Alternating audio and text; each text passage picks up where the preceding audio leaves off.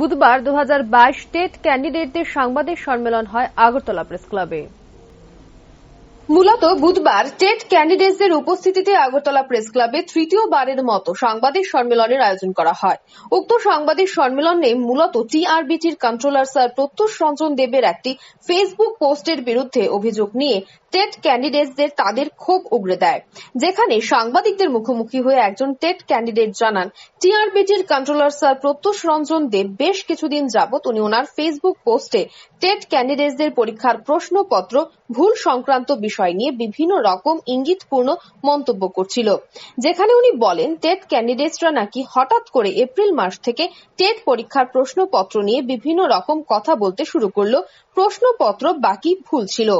এমনকি টেট ক্যান্ডিডেটরা পরীক্ষা শেষ হওয়ার পরও নাকি এতদিন চুপ ছিল। হঠাৎ করে তাদের মনে পড়লো যে পরীক্ষার প্রশ্নপত্র ভুল। কিন্তু টেট ক্যান্ডিডেটরার মতে তারা হঠাৎ করে প্রশ্নপত্র ভুলের ব্যাপারে জ্ঞান আসেনি, বরং যবে থেকে টেট পরীক্ষা শুরু হয়েছিল ঠিক তখন থেকেই তারা এই প্রশ্নপত্র ভুলের ব্যাপারে বেশ কয়েকবার সংবাদ মাধ্যমের সামনে এসে তা প্রকাশ করে এবং তারা তখনই টিআরবিটির কন্ট্রোলার স্যারের কাছে গিয়েছিল, যার প্রমাণ সাংবাদিক বন্ধুদের কাছে রয়েছে।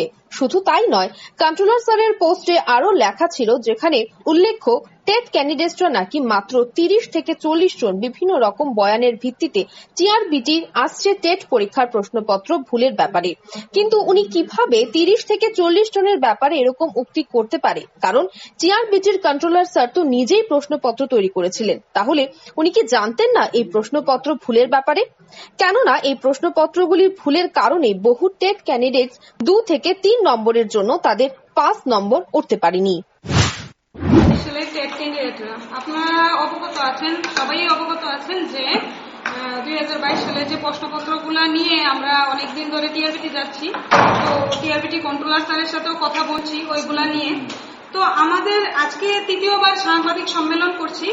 কারণ কি, আজকের সাংবাদিক সম্মেলনটা করার একটাই উদ্দেশ্য, আমাদের যে টিআরবিটির কন্ট্রোলার স্যার যে প্রত্যুষ রঞ্জন দেব, উনি আমাদের বিরুদ্ধে এই ফেসবুকে উনার ফেসবুকে আমাদের বিরুদ্ধে কিছু কিছু পোস্ট করছে।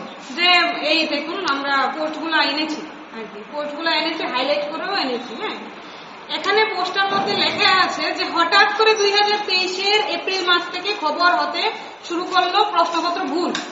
এখানে পোস্টার মধ্যে লেখা আছে, কিন্তু আমরা যে 2023 এপ্রিল মাসে আমরা খবর হয়নি যে প্রশ্নপত্র ভুল। কারণ কি, আমরা টেন্টেটিভ দেওয়ার সময় দিয়েছে পর থেকে আমরা যাচ্ছি উনার কাছে। আমাদের কাছে ভিডিও ফুটেজ অবধি আছে, আপনারাও কভার করেছেন, ওইগুলার মিডিয়াগুলোর ভিডিও ফুটেজ আছে, আমাদের সাংবাদিক পত্রিকাতে উঠিয়েছে, ওইগুলোও আছে।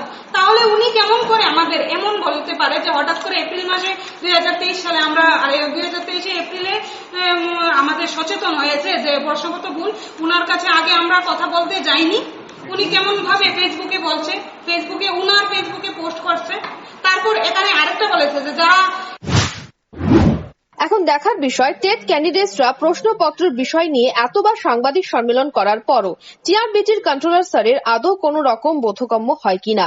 যেখানে এরকম ভাবে এতগুলি প্রশ্নপত্র ভুল হওয়ার পরও কিভাবে উনি টেট ক্যান্ডিডেটদের বিরুদ্ধে গিয়ে এরকম নস্যাৎজনক পোস্ট সামাজিক মাধ্যমে করতে পারে, জানিয়ে গোটা টেট ক্যান্ডিডেটরা এরকম চক্রান্তের শিকার হতে হচ্ছে বারংবার। Bureau report, rising Tripura.